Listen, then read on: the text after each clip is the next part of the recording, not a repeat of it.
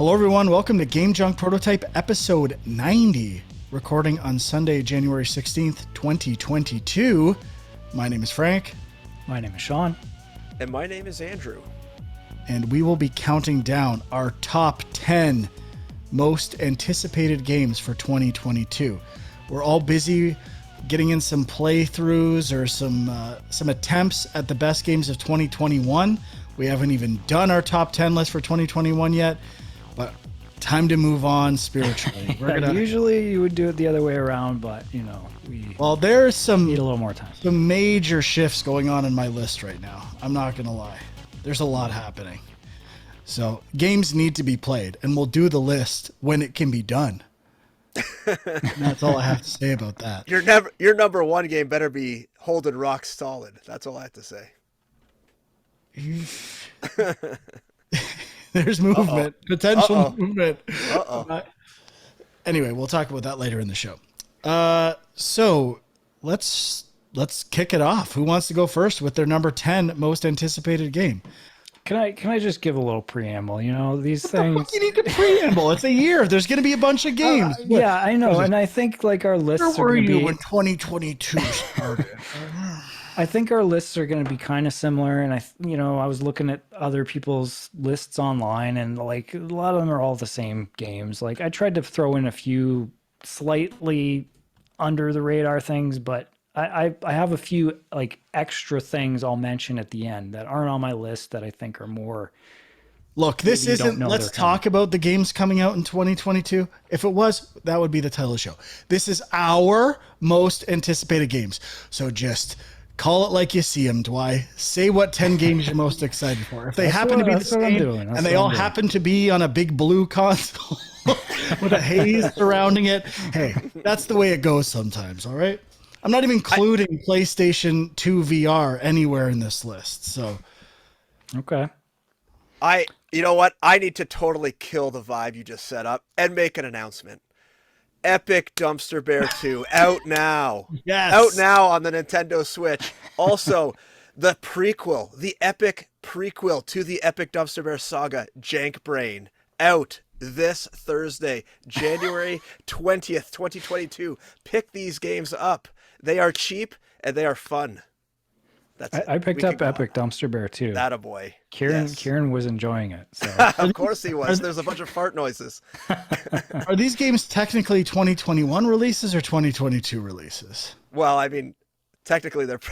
I think Epic Dumpster Bear 2 originally came out on the Wii U. So I mean, what do you? It's like there's some new content. It would Switch, probably be number 3 and 4 of my most anticipated Switch games of this year. Obviously. But that reminds me. I disagree with Sean. I think it's going to be a little more divided than he thinks.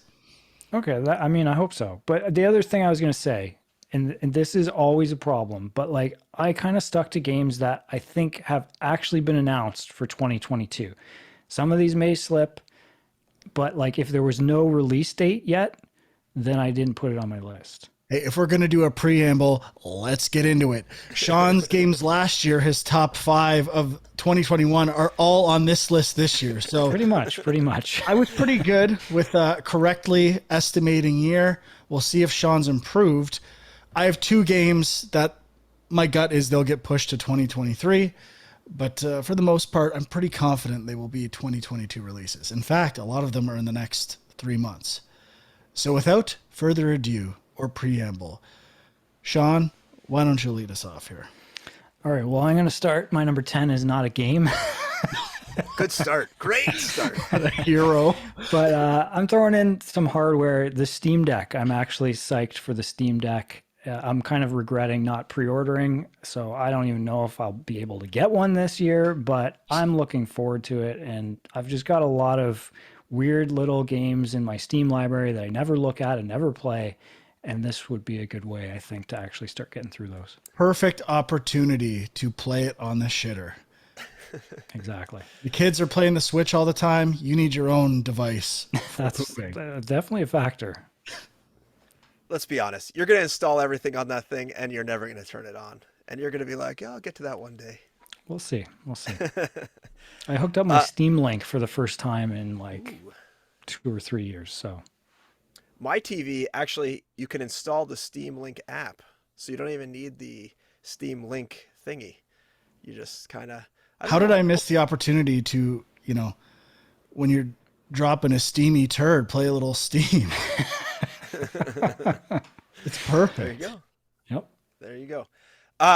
My number 10, Triangle Strategy, which is like a callback to Final Fantasy Tactics, but in the, I guess, Octopath Traveler art style. So I played a tactics game recently, which I'll get into in what we played, and was really enjoying it. And I got a little more excited for Triangle Strategy. So that's my number 10. My number 10 is Have a Nice Death, a very polished roguelike coming out in March. Looks a little inspired by a mix of Hollow Knight and Death Jr. Animations look silky smooth, as Huck would like to say. And I am pretty pumped for this game. Cool. That's in my honorable mentions list there, Frank. My number 9 is Teenage Mutant Ninja Turtles Shredder's Revenge. We've talked about it a bunch of times, I think, but just the idea of doing sort of like a brand new TMNT brawler, but in the style of the old arcade games, I think, just give me a little bit of some new modern tweaks that I think could be really fun. And last time we talked about this, I mentioned I thought it was people who worked on the Scott Pilgrim game, and we were like, yeah, I don't think so because that was Ubisoft, but it actually is some people who broke away from Ubisoft, and I think Tribute Games is the name of the developer. So Cool. I don't know if the art style is quite aligning with those classic games in the way I want, but I am excited for it. Not on my list. My number 9, Stranger of Paradise Final Fantasy Origin. This is like some sort of weird redo of the first Final Fantasy in more of a Souls-like style, apparently. I don't know what this game is. I think it's just an action, like, adventure game. From what I can tell, like, I haven't played Final Fantasy 1. I'm assuming it's like the warrior character or something like that, like playing. Well, you have like a team of whoever you want. You could have 4 warriors. No, the character in Stranger. Oh, yeah, I'm not sure. I think. I don't know. Anyways, I'm interested.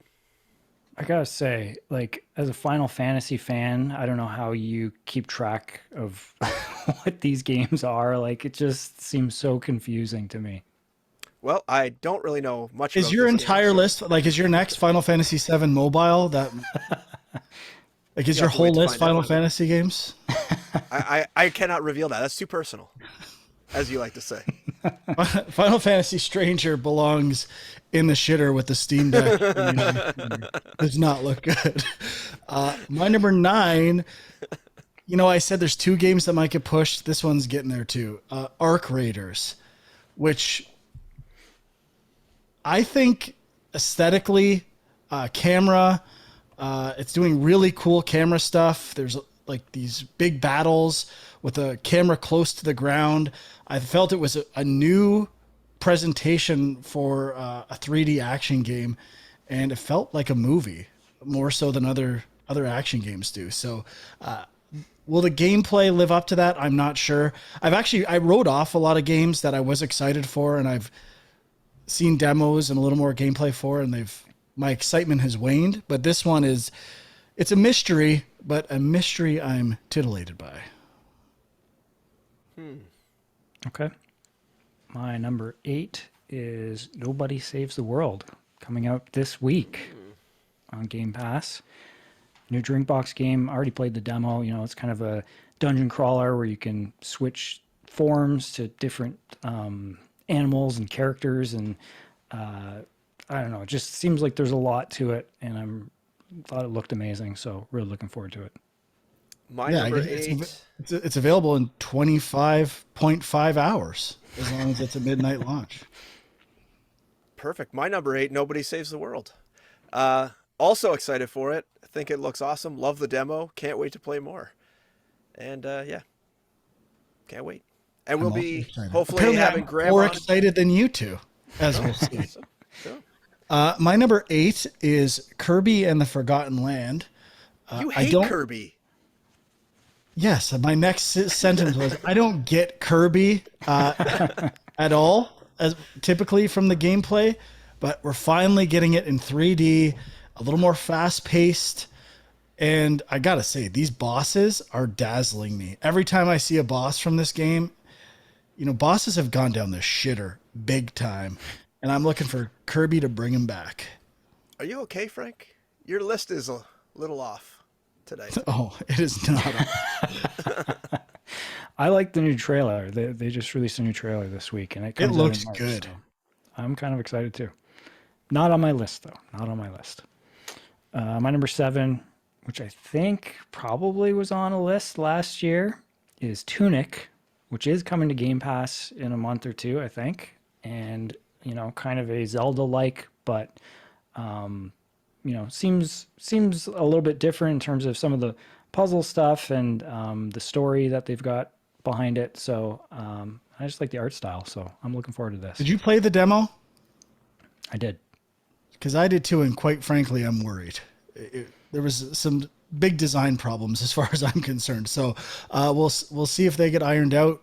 I love the aesthetic. The polish level was ridiculous. Like, even remember the start, it presenting like this kind of screen with simple like manual, like everything about it looks amazing, but gameplay wise, I am not sold yet. I'm with Frank on that one, actually.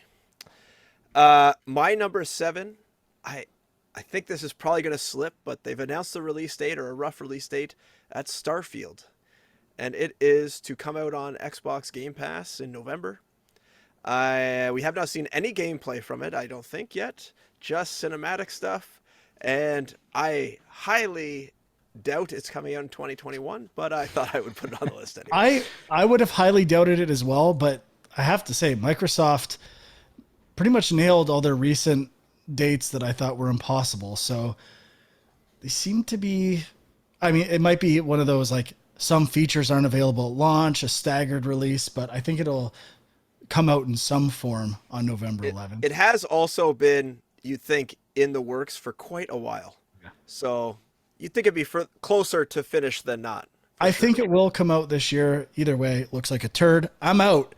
It's all hype. This game is all hype. I don't even understand why it's on people's list. There's nothing. Space. First of all, I think we're all realizing Bethesda games have been overrated for decades, and this trend will continue.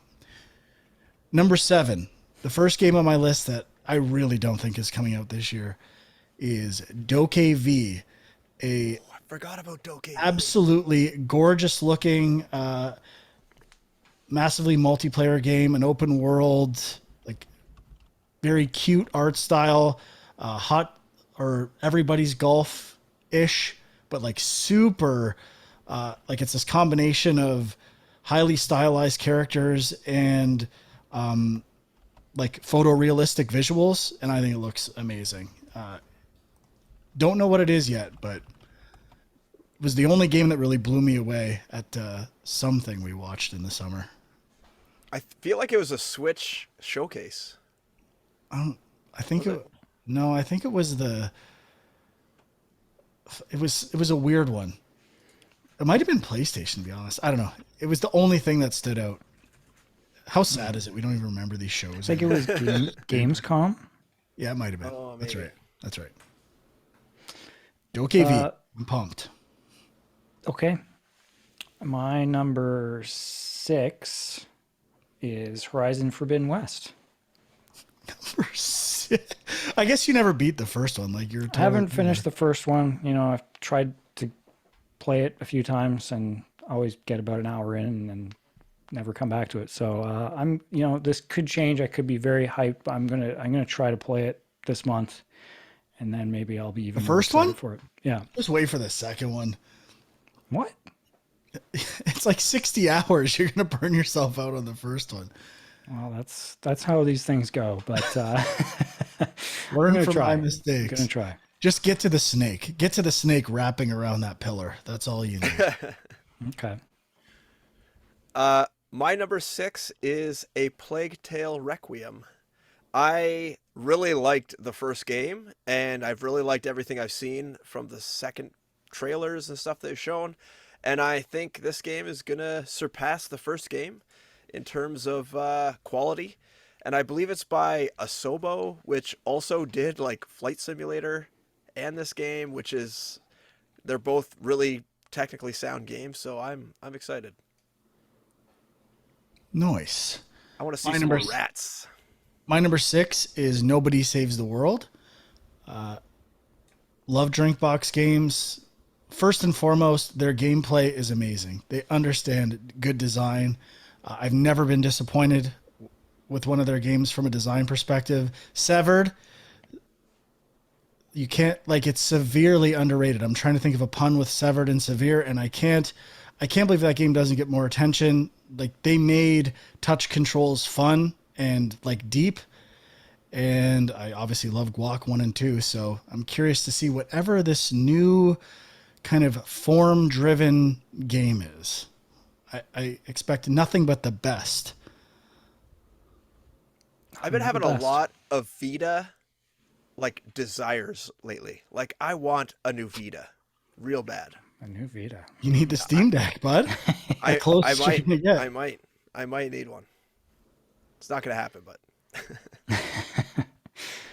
Okay, my number 5 is Replaced, which was a big game at I think last year's Xbox showcase and for E3, and I Maybe checked appearance somewhere else this year.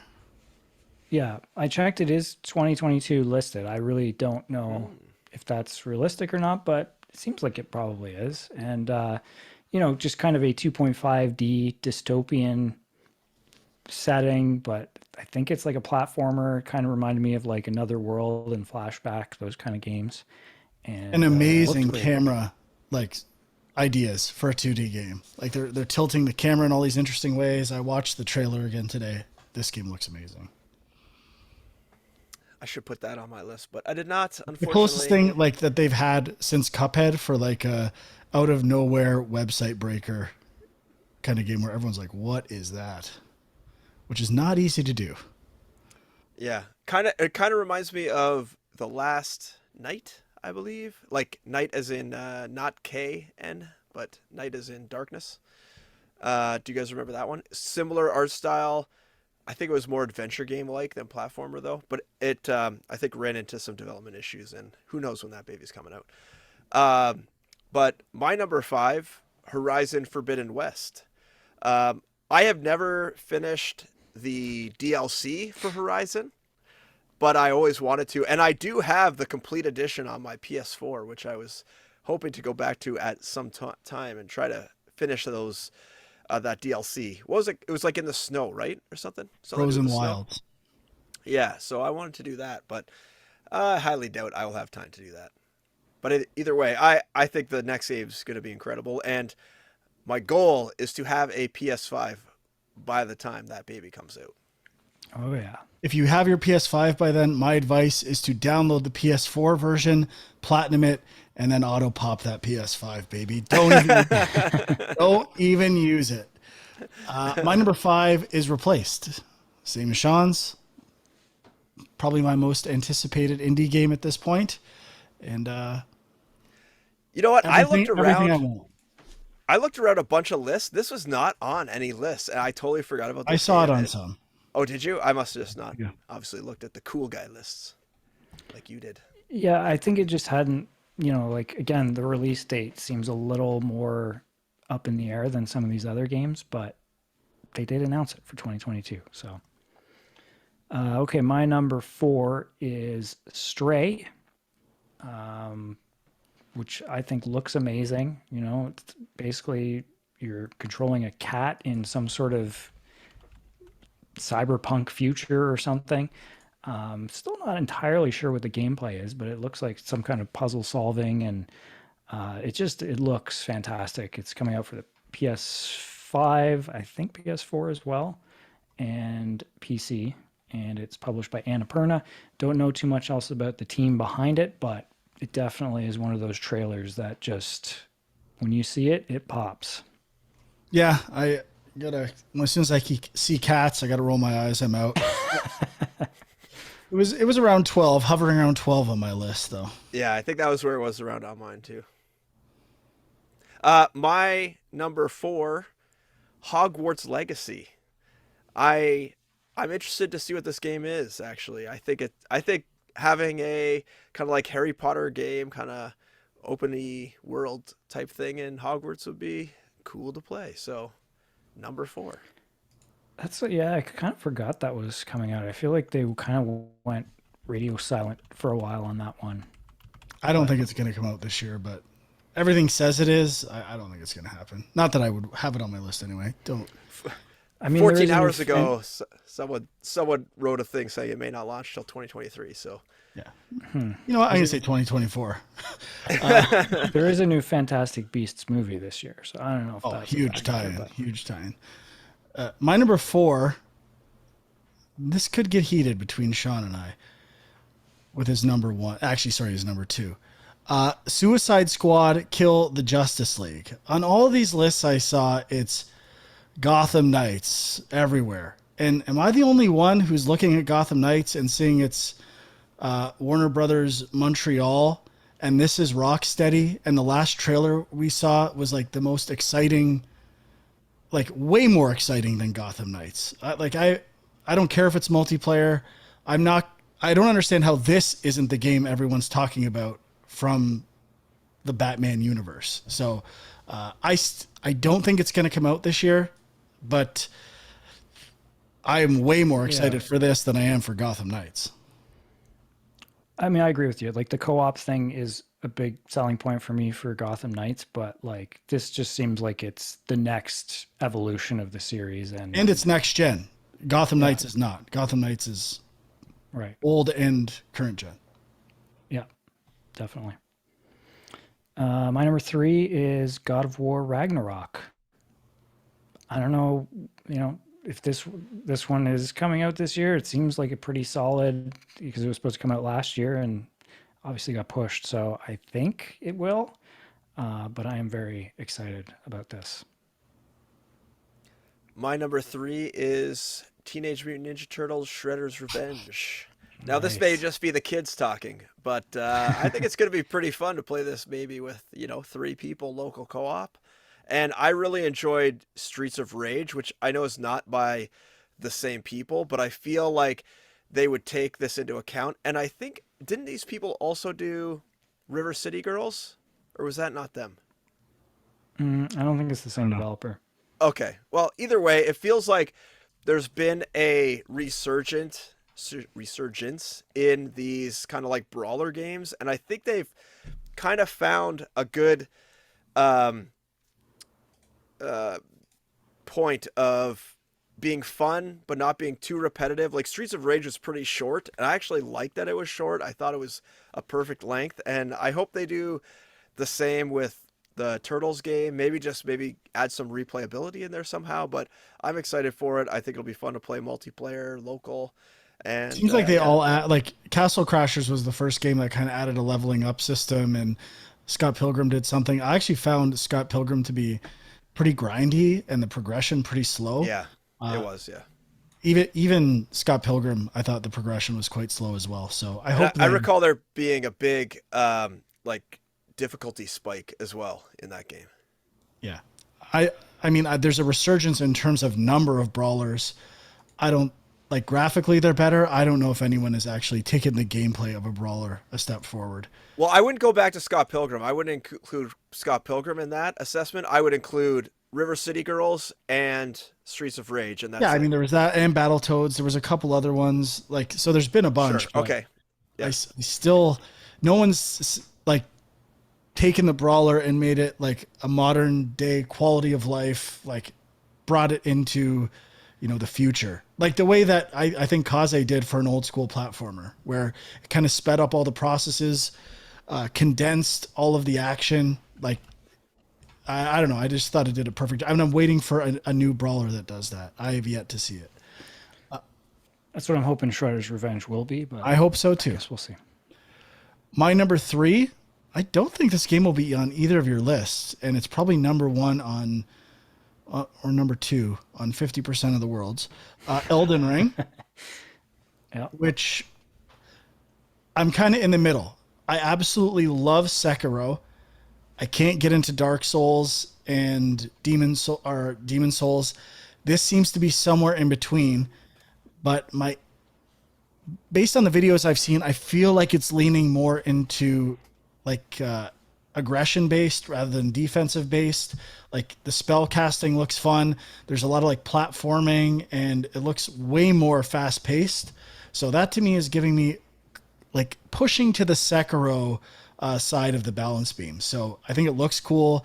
I definitely trust From Software to have amazing fantasy designs. Like all the bosses in Demon Souls, Dark Souls, Sekiro are like fantasy inspired and absolutely mind-blowingly cool. So it's going to be tough to get Forbidden West in a week before this game comes out. Yeah.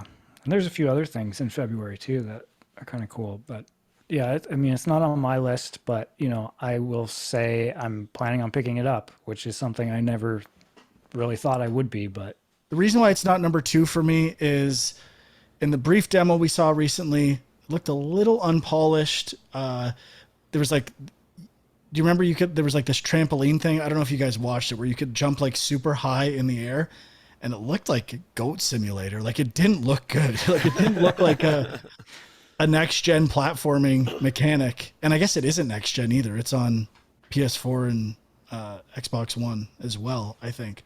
Oh, really? It is? I'm pretty sure. Maybe someone can double check that. But I mean, that's the weakest part of Sekiro. The ledge grab and some of the swinging mechanics, they are not. That's where they need to improve. Their combat and RPG design is second to none. But if we're pushing this more open world, more locomotion based, I'm a little concerned. And it does say PS4 and Xbox One on the Google. Okay, my number 2 is a huge cheat, but I'm putting Gotham Knights and Suicide Kill the Justice Oh my League God, in that one. is bullshit. I agree with you. I really don't think Suicide Squad's coming out this year. And I don't know. They're going to be on my list. They were on my list for the last 2 or 3 years. Like, whatever. I find it hard to believe that we could potentially be getting 2 new Batman Arkham games. That's in my 1 year biggest after all the delays. reasoning as to why I don't think it's going to come out this year. Right? Like Gotham Knights is going to come out, and then it's like, are we really going to release 2 in 1 year? It's like when Ubisoft used to like just have all their games come out in November and cannibalize sales from one another. Like it doesn't make any sense. So I don't think it's going to happen for that reason, but still a huge cop out by Sean. My number 2, which I'm hesitant that it'll come out in 22, but I have high hopes. Sea of Stars, by the people who made the Messenger, right? Oh yeah, yes. Fuck yeah, yeah. And I have a feeling like this game is flying under the radar for some reason, and I have high hopes that this game is going to be. It's amazing. Like a JRPG, pretty much, right? It's like Chrono Trigger, but in their like Messenger universe or something like that. I'm jacked. I think it's going to be amazing. I think these guys have some serious chops. Is it Sabotage, the name of the studio? I think. I don't remember, but the fact that they've taken the Messenger, taken all their money, and already been able to turn around such a like high quality looking, totally unrelated game is pretty impressive. A lot of these other like indie studios that get a big hit, they sit on it for a long time and they'll put out like a sequel. But these guys have gone completely different route, gone to a JRPG. I'm just very impressed that they've already been able to put this baby out, or have it in the state that they seems to be in already. So I'm very excited for this one. It could almost be number 1, I would say, but my number 1 is, I think, pretty solid. Is there was a trailer at the last Nintendo Direct, I think. Like, was that the first trailer they've actually released for it? I don't think so. I think it had a Kickstarter or something before that. I guess I didn't know it was turn-based. That has me personally less excited. It's just like Chrono Trigger.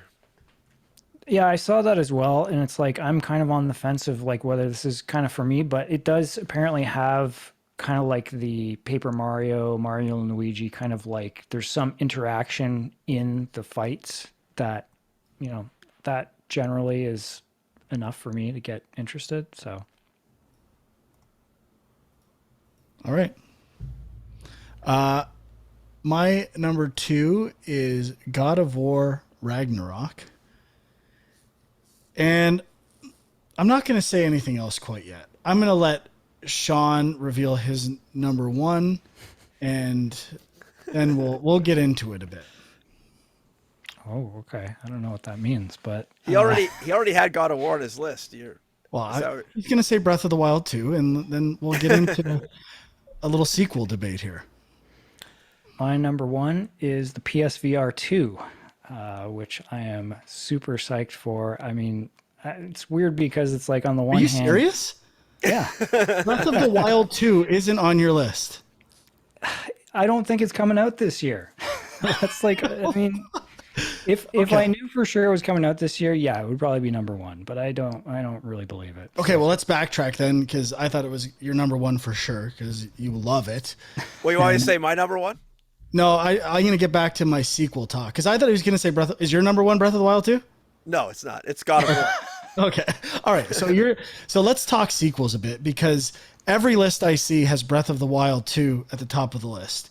And I am a naysayer when it comes to Breath of the Wild. I think it's good, but a very overrated game, including placing number 1 on IGN's best games of all time.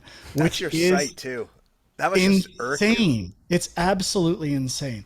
Plus, like, well, I won't even get into the other stuff, but like Nintendo, this is a thought exercise. I'm not saying I know this for sure yet.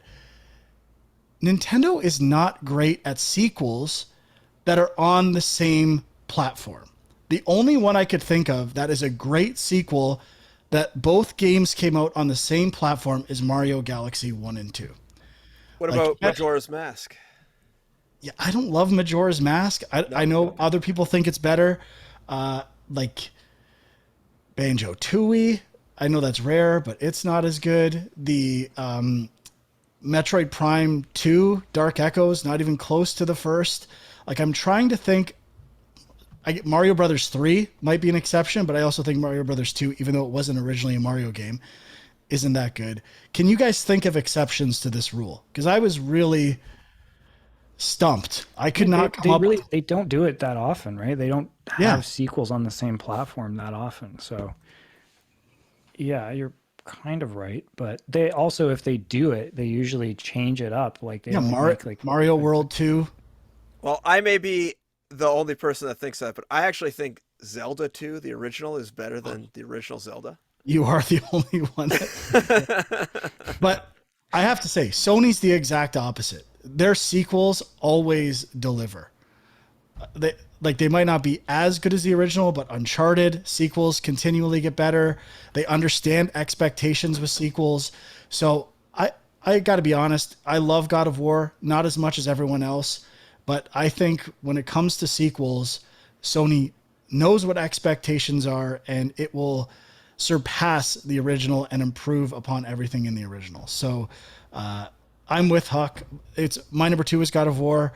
I think it is coming out this year for sure. I feel like they're pretty committed to it, and I think I trust this game to push gameplay a bit. I'm a little worried. Actually, I should say, PS2 era, a little dicey when it comes to PlayStation sequels. The Jack 2, Sly 2, the influence of open world games, I admit, those are huge flubs, bad games. But I think they've course corrected since then. And since PS3, their sequels have been fantastic. Can anyone think of any exceptions to that? Like PlayStation franchises where the sequel was a bomb. Like, well, I can't think of that, but I'm just like the whole argument you're making is kind of a weird one to me because, like, for instance, the blue hazed infused. Yeah, but I just mean, like, for instance, Breath of the Wild also came out on the Wii U, and it was kind of developed for the Wii U originally, right? So and like, I don't know. I just don't know that But that. then you would argue that what game launched on the Wii U? Well, there was no Zelda game on the Wii U. No, it was Wind Waker HD. Yeah. So, I mean, I think it's kind of a Switch game. Like, it launched on the Switch. It's a sequel on the Switch. I just mean like it's been a long time in terms of development, and especially if it doesn't come out this year, then I feel like they're not just going to throw something out and hope it's good enough. But I mean, it is 100% true that Nintendo very rarely releases a sequel on the same platform. Yeah. And that's kind of like Nintendo and sequels is a very strange area. And that gives me, again, great trepidation with Breath of the Wild 2. I feel like there's probably something on the Game Boy, like those Zelda Game Boy games, like Minish Cap and whatever the next one was. But those were Capcom, right? I don't know. Not that one. Not Minish. The Game Boy. Spirit Tracks and Minish Cap were both Nintendo on the 3DS, right? Or DS. The Spirit Tracks is DS. Minish Cap is Game Boy Color, Advance. I think. Game Boy Advanced. The Game Boy Color ones that were Capcom are, oh crap, what are those called? I don't remember. Seasons? Isn't it like Ages, Oracle of Ages, Oracle of Seasons, something like that. But yeah, I guess if it is a weird question. Spirit Tracks, maybe. What about Mario Party and Mario Party 2? Even Mario Kart. Did they ever release two Mario Karts on the same console? I don't think that on the happened. DS. On the DS, they probably did, because the DS was around forever. They might have. I mean, they are talking Mario Kart 9 now, right? There's rumors that that's coming maybe this year. But this was a Wii U game too, right?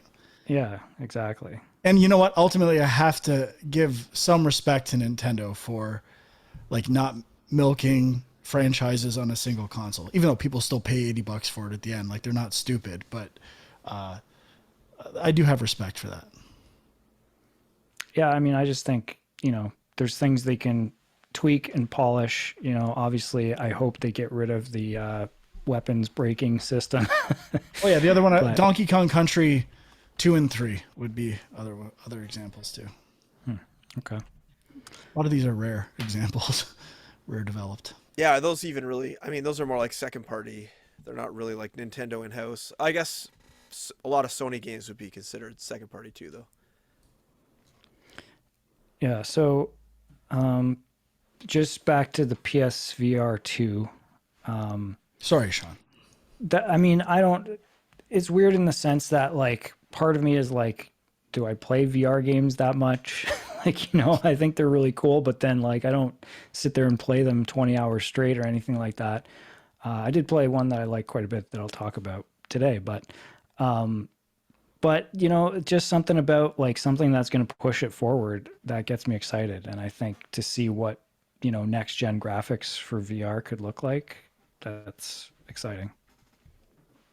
And the announcement came, we haven't really talked about it yet, but a Horizon game in VR came out of nowhere. It really looked like the AT-AT menu screen from the VR component to Battlefront, but yeah, I guess that's the other thing too, is that with Sony compared to something like Oculus, like at least Sony are making games for this thing. So there's going to be some quality games coming out for it. And that's exciting too. Well, just the fact that they haven't abandoned it completely is a good state, of the consoles or whatever you want to call it. So Huck, what was your thoughts on Ragnarok? Like just expecting more of the same, or?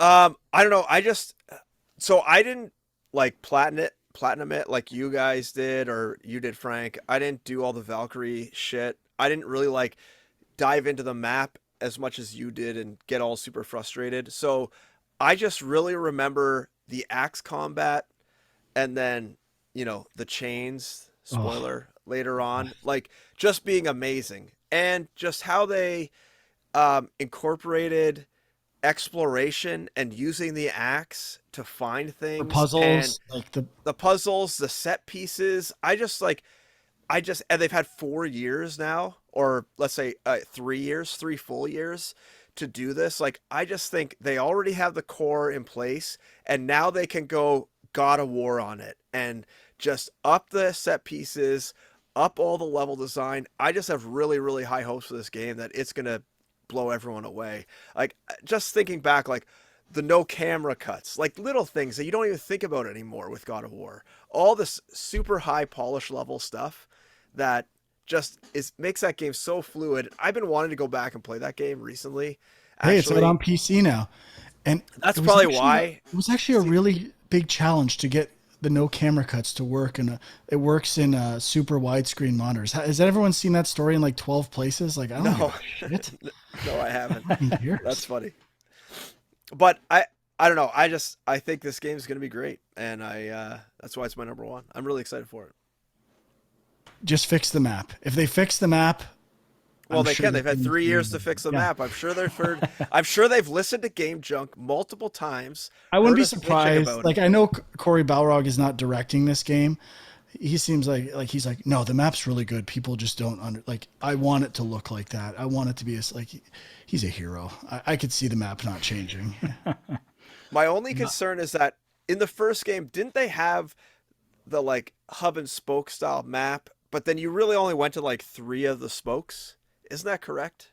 Well, it's not quite a hub and spoke. It kind of looks that way in the map, but yeah, even then, that's what I mean. Like, pathways get closed off, and trying to backtrack and like do 100% in the game using that map was such a pain in the ass. Like, it's so unintuitive. So I thought there was kind of like 12 worlds, or let's say 12 worlds, and you only went to like really 3 of them. Oh, sorry, that hub and spoke. Yeah. So other realms were optional. Like, there was a bunch of realms. I think there were 7 in total. 3 were optional. Okay.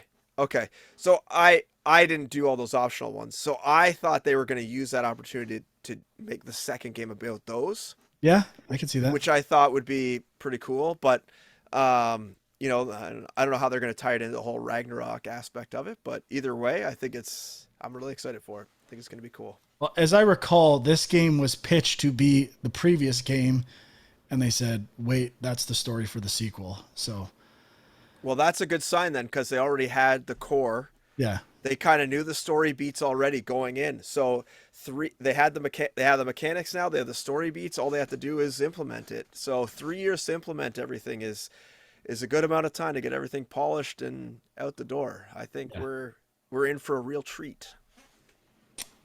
I guess in the same vein, my number one is Horizon Forbidden West. My favorite game of all time, I'd say, the first Horizon. And I was a little skeptical, not going to lie. The first time I saw this game, it felt like adding a bunch of stuff wasn't really doing it for me. Okay, we're underwater. I don't give a shit. And then the most recent trailer. And then that snake. And then there was another creature in the water and something else. And I'm just like, okay, this is why I love this game. I see gameplay. I see all the things I love in new spectacular ways, new environments. And I expect nothing but the greatest sequel in the history of video games. You know what? I'm surprised I'm not more excited for this game, because it is made by Guerrilla, who I absolutely adore. And I love Killzone probably more than most people, and probably more than I should. And I didn't really love Horizon. I really liked it, but I didn't love it like Frank loves it. But I still love how skilled at making a world, the technical prowess, like how polished it is, all the technical stuff I gush over. Horizon has all of it. The Horizon Forbidden West trailers have had that times 10. Like, it looks gorgeous. But that's the best part. Okay, technically amazing. World building, amazing. Functionally amazing. It's the best map of any open world game I've ever played. Then the design, the different ways to approach every fight. I mean, going back, the first time I saw a gameplay demo at an E3 for Horizon, and it's like, oh, there's these huge creatures. I'm like, how is this actually going to work? Like, we've seen Shadow of the Colossus. Those are like really clunky, puzzles almost, figuring out how to take down the Colossus. I'm like, this is not going to work. The fact that they got it to work, and it, Like the scale and functionality of their design, bar none, the most impressive thing I've seen design-wise in a video game ever. So, And you know what? Tying it back to our Halo review from last week, in Horizon, when you come across one of those big bosses that are super hard that you keep dying at, I do feel like it's a puzzle. I don't feel like I have to cheat to beat it. I feel like I have to solve the puzzle in order to do the right damage to solve it, and that is very rewarding, unlike in Halo. And I should have probably put it higher, to be honest. Like, I had it at number 5. Probably should have been above Hogwarts Legacy, let's be honest. well, going back to the first one again, it's an open world game. It's 60 hours, and even Spider-Man, smaller open world games, they become a chore every time at the end. At no point was the combat in this game a chore to me. I never got sick of it. They also have a lot of biomes and stuff to visit that are different. Well, they've expanded it immensely in this one. So. And the overall storyline is very interesting, which is a big plus. Breath of the Wild 2 has to come out this year. Horizon and Breath of the Wild 1 both came out the same year. Shockingly similar games in terms of simplified, deep, open world design. There's a battle. Everyone right now seems to think Breath of the Wild is a superior game, even though no one finishes it. Horizon is a superior game, and it needs to be solidified this year. Outside of this Round 2, 2022. Let's do it. Come on, Nintendo.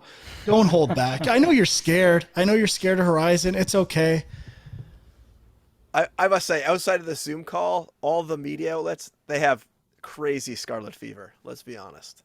Oh, I mean, we all know it, but it is intense. I mean, IGN. I didn't get into it. IGN has gangrene so bad. They had this same bullshit article reframed twice this week. It was at one time it was Microsoft's comeback has been amazing, and another one is like, is PS5 in trouble? Like it's so gross. No, they're not in trouble. All the games we're excited for this year are PlayStation games. No one is worried. Please stop. Xbox had a great year as well.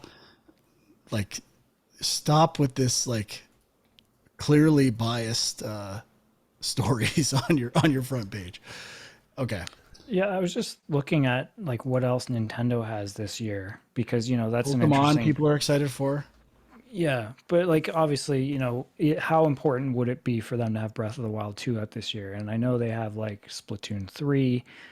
They have, I guess, Mario Kart is a rumor, but if we haven't even seen it, would that come out this year? Probably not. It's Kirby, but is there anything else?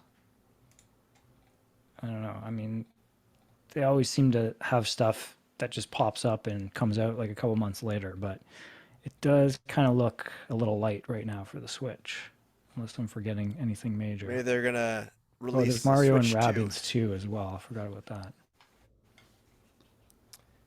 Yeah, the old Tomb Raider co-op game. What's that called again? Temple of Osiris. Lara Croft and the Guardian of Light or something. You mean that Xbox One game? Yeah, I saw that's coming out for launch? Switch this year. So big news for the Switch. That 10-year-old game. Yeah, It's a good game though. it is a good game. So Frank, after your monologue of Horizon Forbidden West, wasn't that your number 2? No, it was my number 1. Oh, that was your number 1. Okay. All right. I thought there was another one. You know what? I'm going to do a 3-way tie. The Horizon VR game, and PS2 VR. Just please. Number 1. So Horizon just a Forbidden few, West. little indie things that I guess are honorable mentions or whatever, but I'll just mention them. Midnight Fight Express, Somerville, Silt. I don't know if we talked about this one, but it looks pretty cool.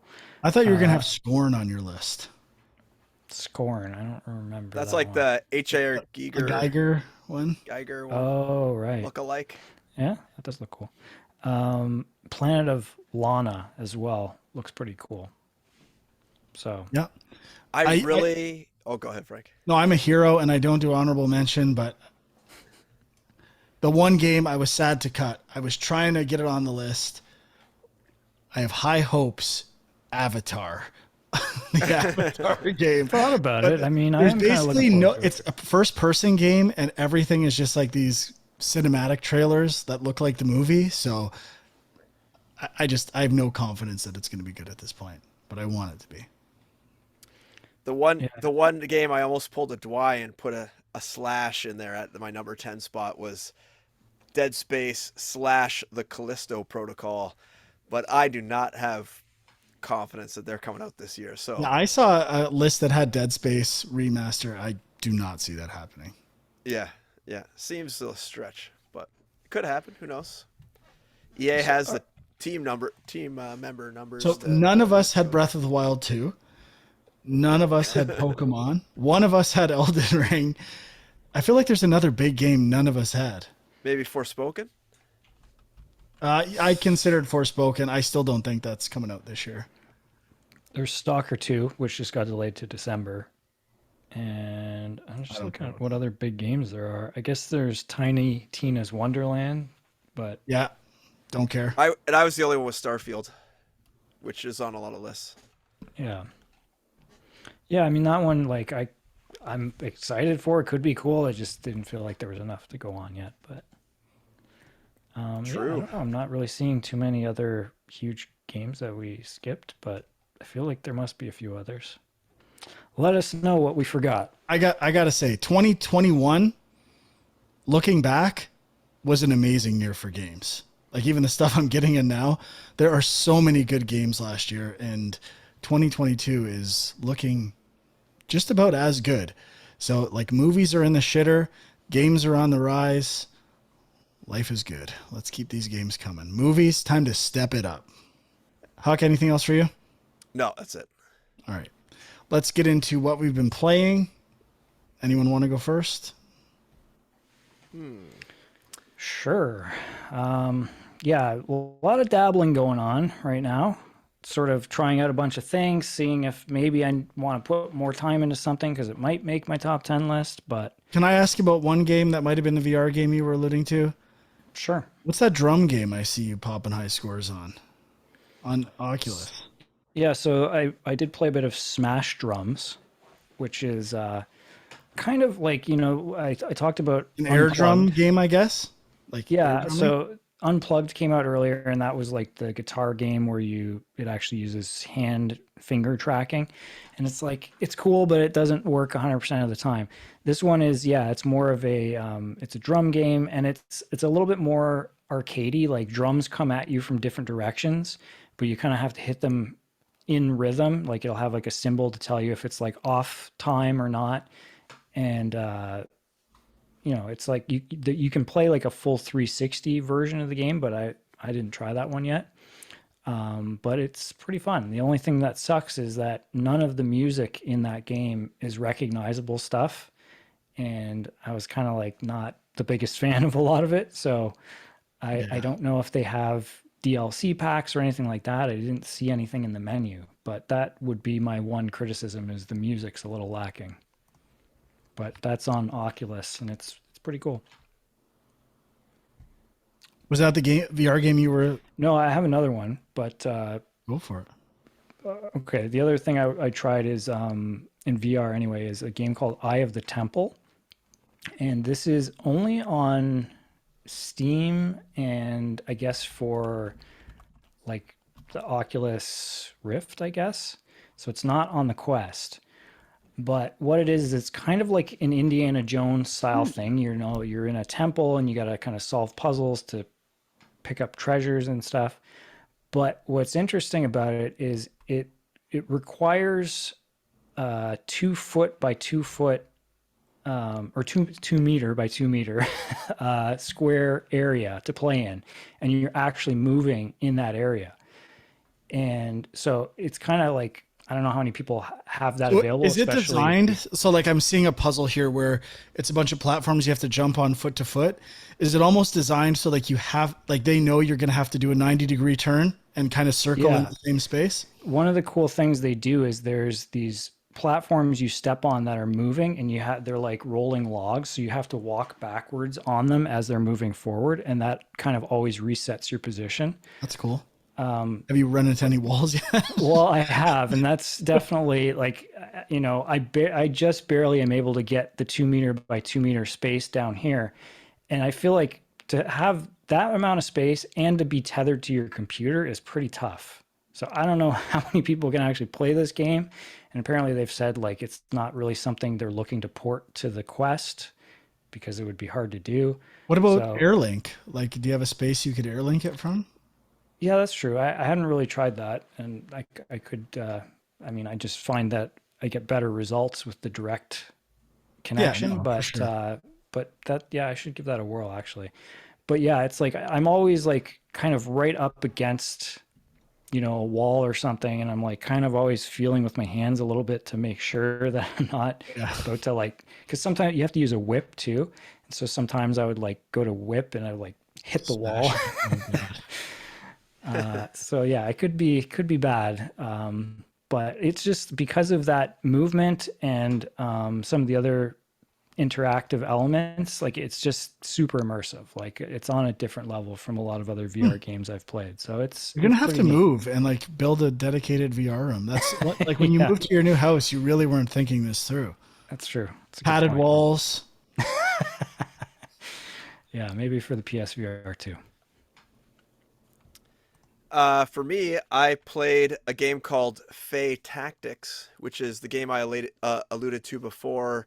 That is a like a Final Fantasy Tactics style game, and it is on Game Pass. And there's not too much to say about it. I mean, it's a pretty typical tactics game. You have different units, not many units from what I've had so far, but How the do you story spell it?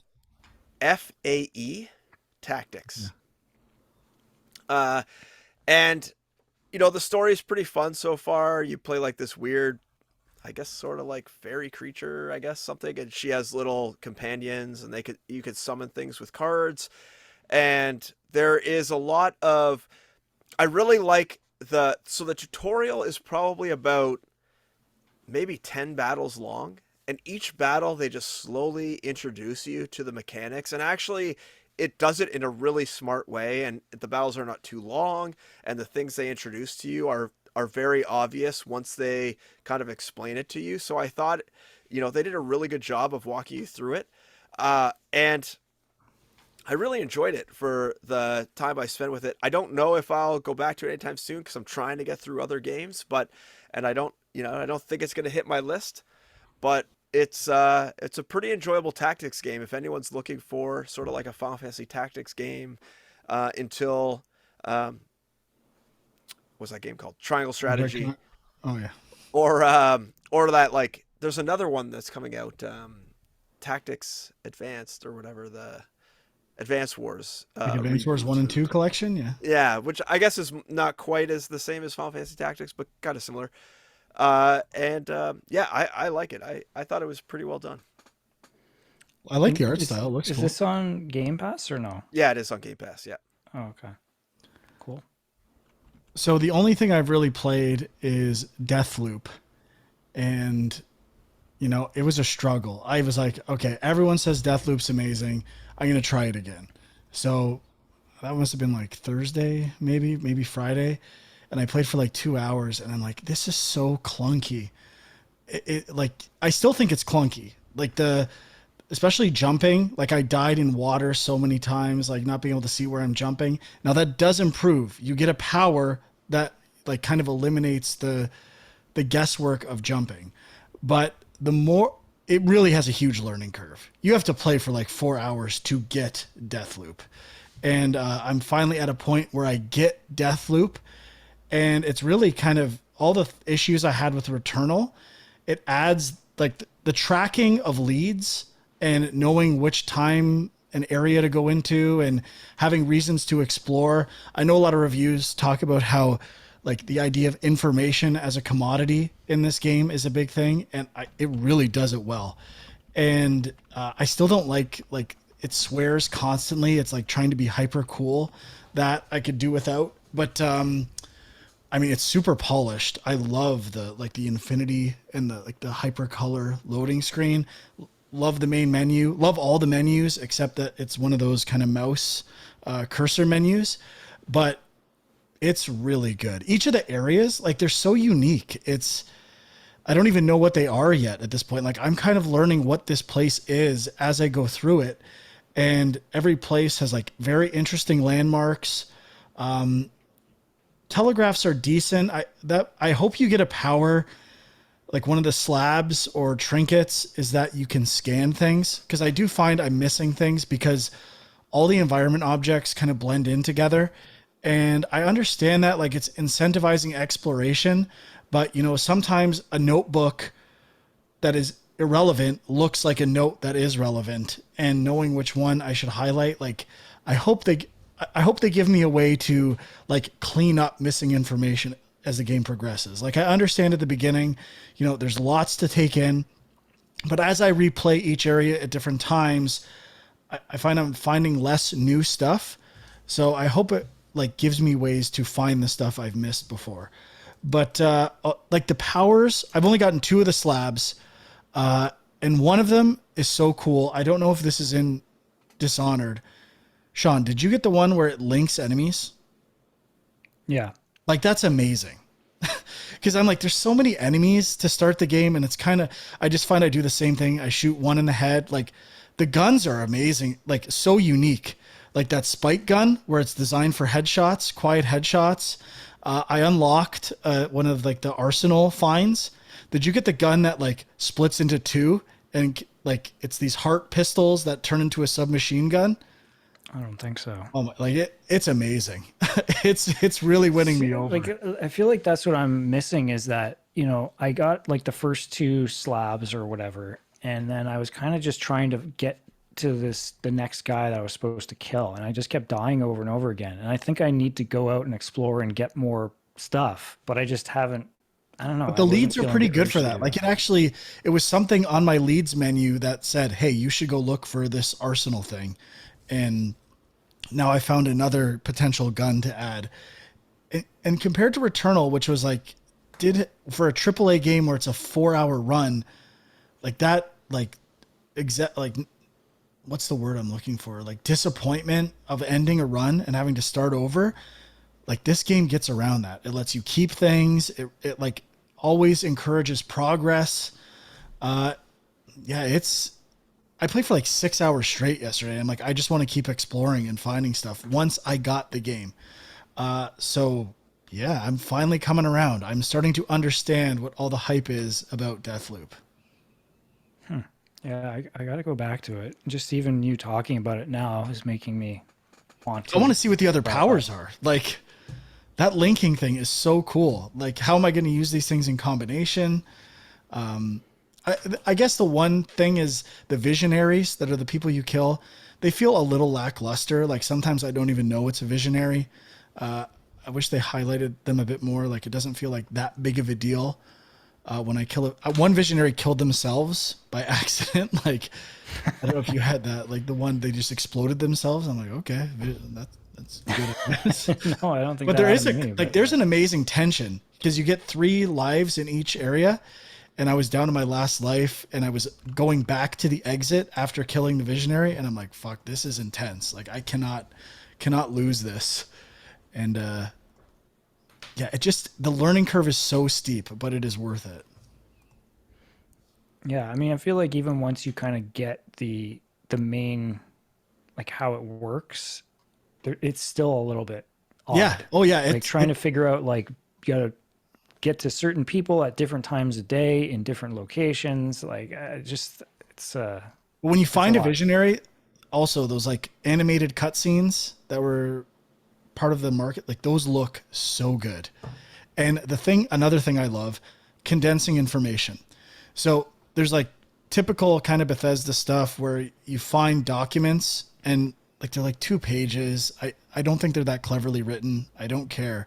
But it gives you a summary. It gives you right away a box where it's like, this is what you need to know about this piece of information. It's like this is the condensed information that's going to give you a lead or tie into something you've seen before. And it does a really good thing of making world building optional. Like it's there if you want it. If you don't, you'll still be able to play the game. My nitpick with that is sometimes text disappears really quickly. Like it's saying a tutorial tip or something, and then it's gone. And I'm like, I don't even know what that was. I missed it completely. But very good game. Coming around.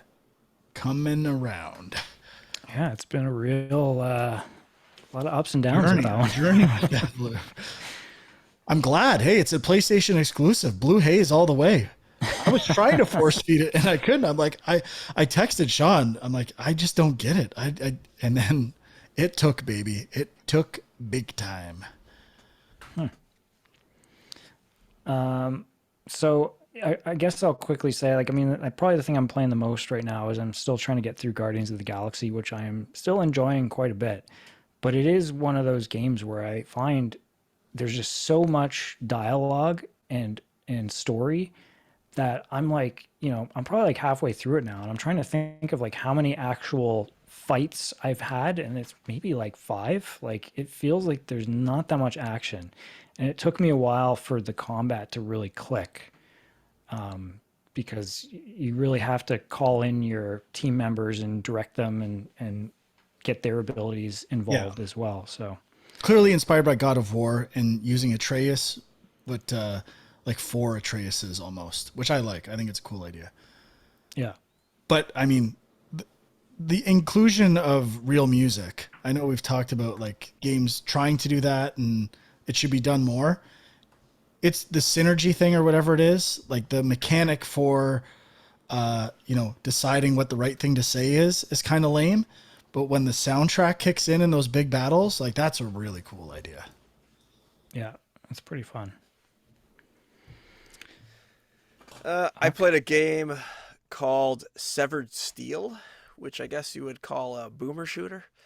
But it is kind of more like, it's kind of strange actually. It's kind of like this hybrid. It looks super hot inspired.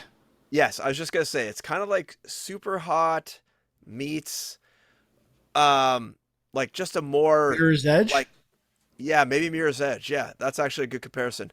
And so you have it's basically like short, at least what I played so far, short kind of like vignette stages where you have to like do a certain thing and then get to the exit and then you go to the next stage. But you have limited bullets. You can pick up guns from other people that you come across, but you also have these like, I don't know, almost like power moves where you could do a slide, you could do a dive, you could do a wall run. And while you're doing any of those sort of like special moves, you're invincible to bullets. So it's like really encourages you to like do those moves quite often to avoid getting hit, I guess, or taking damage. I did find that you had to be quite precise with your shooting, and the basic movement speed is quite fast, like Doom level fast running. But you do have like a kick move you can do. So if you get really close to guys, you do have sort of like a melee attack style thing. But it is, I found I was getting like missing my shots quite often and then dying because there'd be a guy basically right beside me shooting me. And it is also, they have a lot of areas where you just kind of fall off into nothingness. So if you miss a jump, you die and then you have to come back and start over again. So there were some frustrating moments. It's also like very fluid is how I would describe it. Like the movement is all, I never really got any like hard stops, if that makes sense. Like you're always kind of in some sort of motion and there's like a physics based like feel to it as you're running around. And it does feel vibe I'm good. getting from this. Like like I didn't hear about this game. Yeah. It reminds me of Scourgebringer. Like, okay. How Yeah. I was always like dashing to get to the next enemy because that was invincible too. And I would like, it feels a bit like a 3D, like the dancing aspect of Scourgebringer. I was always moving. Yeah. I was never staying still. And I'm kind of, It I think I definitely, need to pick this up. well, from playing it, I would say it definitely encourages that, because like if you stand still, guys are going to come and kind of hunt you down and shoot you. Like I don't think you have maybe like one or maybe 2 or 3, I guess, like hits before you're done. So you don't have much health in that regard, and you don't recharge health from what I could tell. So it does encourage you to like constantly use these moves. There's a lot of like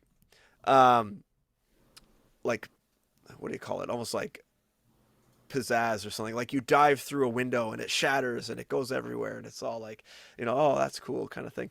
But overall, like it feels really good. Like the controls are really good. I just got to a point with it where it just like, I think the difficulty ramped up a little too soon for me, and I wasn't quite understanding all the controls because they really like do slide, now do dive, now do wall run, now do kick, now do this, now do that, and do that. Like, so you have like 6 things all that you need to do, and then they start ramping up the difficulty like almost right away after that. And I felt like I needed maybe like 2 or 3 more levels of just sort of like training me how to do all these moves before I would have felt comfortable to start ramping up the difficulty. So I don't know if I'll go back to it, especially since I'm trying to rush through other kind of 2021 games, but it definitely feels good, the movement and that kind of stuff. I can see a lot of people liking this game that like Doom and like other kind of fast-paced like Scourgebringer, I guess. But I think like Scourgebringer is a 2D game. It's just like, no, I understand what you mean though. The flow, the idea of flow that I love in that game. Yeah, and it definitely has a super hot art style, like kind of blockiness. It also has the ability you could throw your gun at people. Now, obviously, the enemies don't like kind of break apart like in Super Hot, but it definitely has a similar vibe. And there's no obviously stop time mechanic type thing. Their official Twitter says it's also inspired by Hotline Miami. I was literally just about to say that. Yeah, I can see that too. I love, like, it's kind of a skill to like design a game that you can pull the influences from right away. Like, I'm sure that's their goal. Mm-hmm. It's cool. It looks good. Yep. Do I got anything else for you? I mean, a lot of little things, but I guess the one thing I spent probably a couple hours with that I'll mention as well is the Gunk, which came out on Game Pass kind of mid-December. I played like 25 minutes. So. I was liking it. I guess the problem, it's kind of like Guardians of the Galaxy in the sense that there was a lot of story, and I was like, kind of, okay, let's get to the actual. And I played probably 3 hours, and I still felt like I was kind of being led, like in an almost tutorial way, where I was like not just being set free to explore and do whatever I wanted to do. So I don't know if that's the whole game or what, but it's definitely colorful and kind of you're on this alien planet. Reminded me a little bit of Journey to the Savage Planet in that sense, not with kind of the same sense of humor, but just the kind of crazy, wacky alien stuff. And Guardians of the Galaxy has that too. But the main mechanic is that you have this gun, or I don't know what it is, that can like suck up this gunk that you're finding around the planet. And that's okay, that main mechanic. But yeah, again, it's just like, I feel like I'm still waiting for the real gameplay to start. So Sean, this came up when I was looking for the game Huck was talking about. Did you ever play Synth Riders? Synth Riders, yeah, I think I talked about that at some point. Yeah, did you like it? Yeah, I really liked it actually. Okay. It's like a weird, like it's a rhythm game, but you're kind of moving with your controllers to like hit orbs as they're coming at you. I think you feel kind of like stupid, but the way you're moving with the music is actually pretty cool. Man, VR is so smart. I buy everything and play nothing. I just Yep, I hear you. It's like it's $20. It's not like a huge commitment. And they're always giving me $14 credits so I'm like, sure, I'll buy it. Never play. Yep. I played a bunch more little things. I don't know how long we want to go here. I don't know how long we've been going, but I played Loop Hero. I don't know if you guys have tried this game. Want to before the next couple weeks. Yeah, but I don't know. I kind of bounced off it. I played it for a bit, and you kind of start off. So the whole premise is you get dropped into a world, you don't really know what's going on, and it's a very basic looking game, like almost Commodore 64-esque, I would say, in its visual presentation. Yeah. And you basically get set on some sort of random path that is 2D, and the path is literally like a squiggle in basically a square, essentially. Like you're going in some sort of square path back to the beginning, and the whole thing is your character you do not control, and he goes around this loop. And while you are going around the loop, enemies appear. There's a quote unquote day night cycle, which is basically just a meter. And every time the meter fills up, it becomes the next day. And at that point in time, enemies spawn on the map. And you fight them, you have a health bar. Every time you fight them, you have the chance to get items you can equip to improve your stats, or items to place on the map around the loop. And those have effects on your character. So there are certain stats that will give you like +2 health every new day. There are tiles you can place that will spawn new enemies on the map every new day, kind of thing. And I haven't really grasped why you would want more enemies necessarily, because I always seem to get to the point where I get too low in health, or the enemies become too powerful, and I can't progress any further in the loop. And basically how it works is you are supposed to progress through this loop enough times until you defeat enough enemies, and then you sort of face the boss. So there's sort of like, so I don't know if by placing more enemy tiles you get to the boss earlier, but there is a safe tile that is like your town that you can go back to, and then you upgrade your village and things like that with resources you found while you've been out on this loop. So I played, I think, 3 or 4 loops and got to the point where I had upgraded a few buildings, but then it just kind of like stalled out for me. I like kept gaining to the same point in the day-night cycle, and there was also I think I needed food or something, and I couldn't figure out how to get the thing that spawns food. So I would get to the point where I ran out of life, and I'd go back to town, and I wouldn't be able to upgrade anything. So it felt like I just kind of like wasted my time in that loop. So I think there was something I was missing about the gameplay as a whole. So there's some sort of mechanic I didn't quite grasp that I needed to in order to be able to progress a little faster. But I mean, it's on a lot of people's kind of like top list for the year. There's obviously something that progresses later on down the road, but I haven't been able to get there yet, and I don't know if I'll go back. To tell the truth, it got to the point where I was just kind of too frustrated with it to continue on to fight through that sort of wall. From your initial description, maybe I just misheard it, or I wouldn't have got that. It's like you're basically building the loop yourself, right? With tiles. No. It's like a predetermined loop. Yes. Okay. And you only add to it the surroundings. Okay. All right. So the procedural aspect is your initial loop for that run. Yes. And then how you build to and it. Then I guess the cards you get from the enemies you defeat. All right. So like every time I'm seeing a loop structure here, that was predetermined. Correct. The gray path, that's the road. Yes. So that is like different every time you start a run, I guess you would call it. And you do not change that in any way other than you add tiles to it that give you resources. So you can add like forest or something, and every time you pass through the forest, you get like a wood resource. And you can add like a cemetery, which spawns skeletons or vampires or something like that, which I imagine gives you some other kind of resource, which I can't remember off the top of my head. So there are ways to sort of adjust the loop, but the path is the same. Got it. Yeah, I mean, that's like all roguelites, like the learning curve is always part of it. Like, yeah. And sometimes even something like Deathloop, it doesn't get you right away. It takes like some playing sometimes to understand what's so great about it. It's kind of the catch-22 with roguelikes.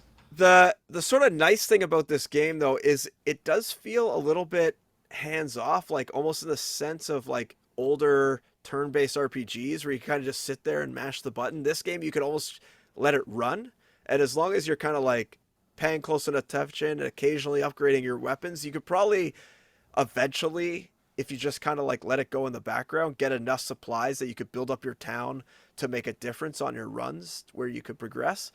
But yeah, maybe that's something I'll try. Maybe I'll go back and just kind of like casually let it run in the background and see how far I can get. I don't know. That doesn't really sound like a really intriguing game to be playing though at the same time. But yeah, so that's Loop Hero. Yeah, I guess that's one of the problems where like if we're trying to like cram a bunch of games for the year end and it's like the games that are more complex that take time, are going to lose out in that scenario. So Yeah, like unfortunately. I'm just not even in the mood right now for like a game like that where it's like I feel like I got to learn a bunch of stuff. I'm like I just want something I can pick up and play. Yeah. Yeah, I'm not in the mood for cramming. Like, I went from cramming movies to cramming other movies to Yeah. cramming games. Exactly. The fucking cram fest, dude. We gotta chill. Yeah, I know. I just want to play some games and relax. I don't want to force them in, but do you have more stuff, Dwight? I got a couple more things I could touch on. No, I think I'm done for now. Okay. I got a few things that I'll play a bit more and maybe talk about later. Yeah, Yeah, maybe go so quick. We're running pretty long right now. sure, yeah. So on the opposite side of this like learning stuff, I picked up Bravely Default 2, which I thought was going to be really difficult to pick up because I know the original Bravely Default, I believe, is like quite difficult in its difficulty ceiling. Like the enemies are really hard, it's really a grind. But this game is not like that at all, and I'm finding it really enjoyable. It is a turn-based RPG, but the twist is that you can like borrow I guess turns from the future. So you could basically, instead of attacking once per turn, you can choose to borrow up to 4 moves from the future, I guess up to 3 moves from the future, and use them all right now. And then essentially your next 3 turns you pass on as you rebuild those moves you've already used up. So in the case where you're fighting weaker enemies and you just want to get through the battle, you can basically borrow 4 moves from the future and defeat the battle right away, and you never kind of have to pay them back. Whereas So in it's when you kind of first, expediting the grind a bit. yeah, so I know other games have now copied this mechanic. I think Octopath Traveler uses it, and Is it that sorry? When you said that's the hook for this game, was that also the hook for Bravely Default 1? yeah. So Yeah, right. the act of borrowing a move is called being brave, and Okay. default is kind of like defending and gaining back an extra move. So that's the name of the game. So I believe the original. I'm almost 100% confident the original did this, and then games have copied it since. But I actually think it works really well because it allows you to strategize on a different level than just so like I guess in a game like Final Fantasy, you do have to strategize a bit because there's the active time meter. So you have to kind of know when people are going to go, whereas this is a turn-based set order. So this kind of allows you to strategize as to do you think you're going to defeat these enemies, and how many moves do I want to use? Do I think I could wipe out the whole team in this one go, or do I want to put myself sort of like at risk if I can't defeat them? And I'm really enjoying it. The story is, pretty cheesy, but it it goes by pretty quick. It's not overly, JRPG heavy on the story so far. It's pretty light in terms of, it's kind of like princesses and princes and that sort of stuff, and goofy characters, very memorable characters, and I'm really liking it so far. I think it's really good. Then I also dabbled in a game called The Forgotten City. I think I talked about this a couple weeks ago. It's I'm having a hard time with it though. It's another one where there's a lot of story to remember, and it's this game where you kind of have to investigate around the city and talk to people, and then there's like a time loop where you can come back to the beginning. And I'm just starting to get to the point where I'm kind of like, fuck it, I'll just like try anything, and then hopefully the loop will kind of save me. And I think that's the way it's meant to be played. You just kind of like try stuff, throw it at the wall, and see what sticks. So I think that's how I need to approach it now going forward, instead of trying to like really remember what everyone says and what everyone's talking about, because there's too much to remember. There's too many people, there's too many names, there's too many tasks you have to do, and I think you just kind of have to just do it, just go for it. And the last thing I played was a game called Eastward, which is sort of like an action RPG. I've only played the prologue so far. I just fired it up yesterday, but I'm really enjoying it so far. It has a really great art style, and the writing is a little long in the tooth, I guess you would say. It's like really they could have used an editor, I think. I find myself really like mashing the button to skip through the text as fast as I can because there's just so much of it. But I'm enjoying the gameplay so far. I'm enjoying the UI elements. The map makes it super easy to get around. And I'm gonna play this game some more before next week. I'm enjoying the like typeface for the title of the game. Yeah. Amazing. 10 out of 10. I played a little bit of it as well, and I was enjoying it. I mean, certainly kind of Earthboundy kind of thing, but it does give an is Earthbound vibe. It is action RPG. I feel like the action is a little bit of an afterthought. Like I could be wrong, but it feels like it's not. It's a little slower. It's not going to be like a full Zelda style game. But. Yeah. It's not like Secret of Mana, like equipping all your weapons. It feels a little slower, a little more methodical, but you do still have to take your time and line up your shots so that you are hitting things. Yeah. But yeah, that's it. That's it for me. Finally. All right, so we'll wrap it up. Check us out on youtube.com/GameJunk. Not sure when next week or the week after we'll be doing our best of 2021. That will be coming soon. On Twitter, I guess the Discord. The link for the Discord is on the YouTube channel. And until next week, we'll see you later. Bye-bye.